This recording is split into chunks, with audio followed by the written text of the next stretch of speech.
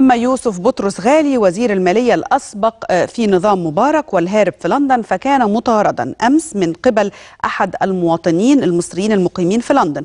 المواطن المصري وهو الدكتور محمد عبد الغني ظل يطارد يوسف بطرس غالي في أحد شوارع لندن. خلينا نشوف الفيديو وبعد كده نتكلم في الموضوع ده. بطرس غالي انت حرامي وعليك من الانتربول، عايزك عليك red warrant from the Interpol that you need to be arrested. اوكي؟ انت حرامي وانت عارف ان انت حرامي. كلم البوليس.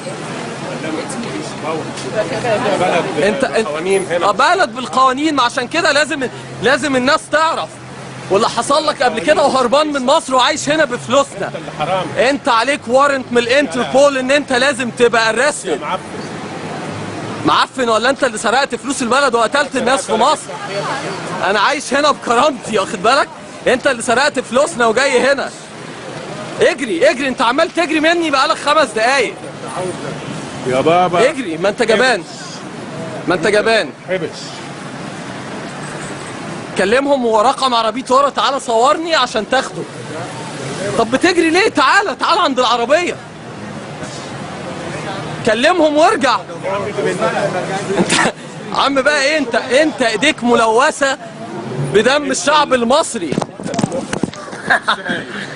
مخي سايب، ده انت جبان جدا. انت بتهجم عليا كمان. اشتم عشان لما نكلم البوليس. يلا. private property. ارجع عند العربية. انت بتمثل، انت ما بتكلمش حد اساسا. ارجع. ومعايا من لندن الدكتور محمد عبد الغني وهو المصري المقيم هناك، واللي كنا سامعين صوته وكان بيصور هذا الفيديو او الكليب للدكتور يوسف بطرس غالي. اهلا بيك يا دكتور محمد. اهلا وسهلا. اهلا بحضرتك. مساء الخير. اهلا بحضرتك. دي اول مره كنت تشوف الدكتور يوسف بطرس غالي في لندن؟ اول مره اشوفه. انت ايه اللي حصل؟ كنت ماشي في الشارع وصادفته ولا ايه اللي حصل؟ انا كنت سايق العربيه وكنت ماشي في الشارع، بعد كده شفته واقف في اشاره مرور بيعدي الشارع يعني. وكان معاه سيدتين ماشيين معاه، فواجهته بالتهم اللي هي مثبته عليه في القضاء المصري ان هو مجرم ومطلوب للانتربول. قلت الكلام ده، قلت له بالعربي بالانجليزي عشان الناس اللي في الشارع تبقى فاهمه، عشان كنت بزعق بصوت عالي عشان كنت على بعد حاجه بتاعت 40-50 متر منه.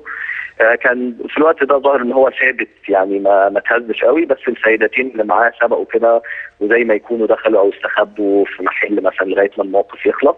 اضطريت ان انا امشي في اتجاه تاني عشان كانت الاشاره بتاعتي ماشيه الناحيه الثانيه، بس قدرت ان انا الف وارجع في الشارع اللي هم كانوا ماشيين عليه، ودورت عليه في الرصيف على الرصيف اللي هو كان عليه المحل، والحمد لله قدرت ان انا الاقيه تاني. فواجهته تاني وقلت له انت حرامي وانت عليك احكام في مصر وانت مطلوب للانتربول. فساعتها بدا يبقى عصبي شويه وقال لي اسكت، انت ما تكلمش، انت اسكت. بعد كده حاول يهددني ان هو هيصور العربيه وهيوريني، فركنت ونزلت من العربيه. بدا هو يهرول او يجري زي ما انت شفتوا في الفيديو بقى للناحيه الثانيه. هنا بدات اصور الفيديو. يعني بدا يجري في الناحيه عكس اتجاه العربيه عشان ما اقدرش اركب وامشي ورايا.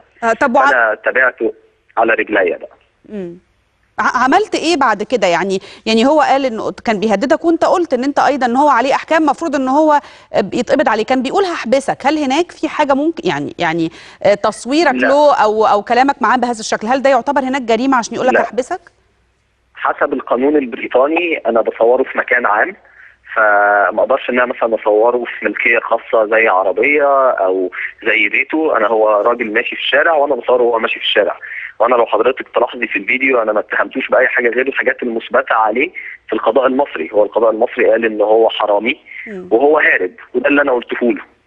فما فيش اي يعني هو ده كان نوع من انواع التهديد لضعف موقفه، وعشان كده حتى طبعا اتضحت يعني بان في الفيديو اخلاقه واسلوبه الحقيقي، وهو بيمثل النظام السابق وهو اظهر النظام السابق هو ده مستواه.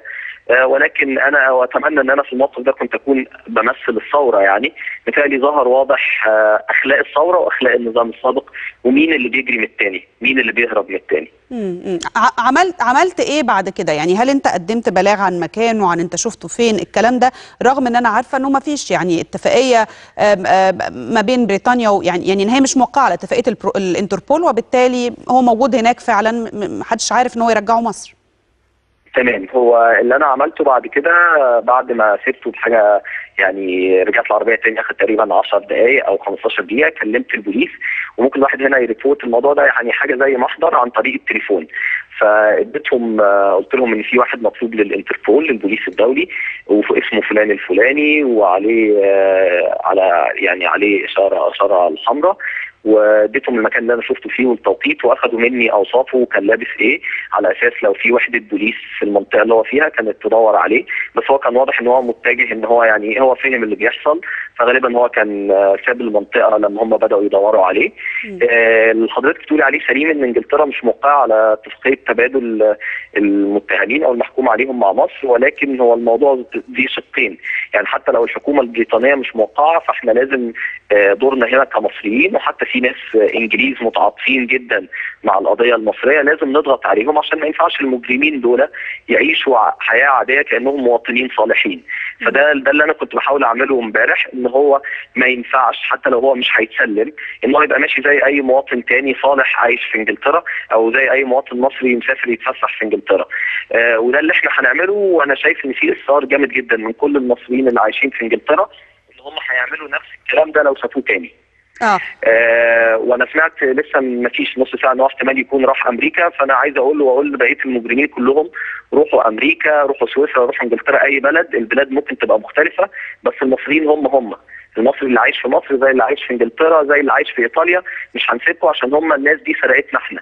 الناس دي كانت باسلوبها الفاسد بتخلينا احنا اللي مش لاقيين علاج، بتخلي شعبنا واولاد شعبنا هم اللي بيموتوا. فاحنا مش هنسيبهم من غير ما نتخطى اي يعني، من غير ما نتعدى على قوانين البلاد طبعا اللي احنا عايشين فيها. واضح ان هو كان فقد اعصابه اثناء تصويرك للكليب ده يا دكتور محمد. يعني هو ماشي، كان واضح انه بدأ يفقد توازنه يعني.